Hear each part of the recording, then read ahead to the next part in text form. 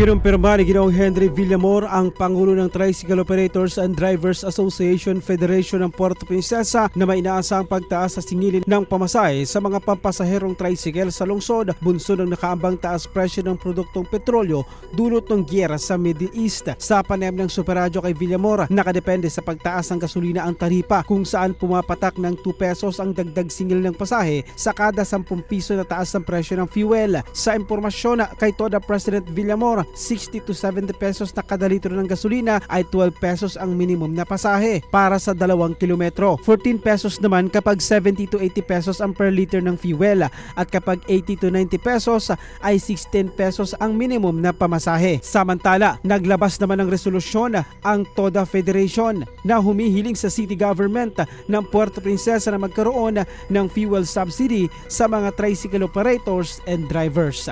Ako si John Vicer Bantaculo ng GMA Superradyo Palawan, dapat totoo.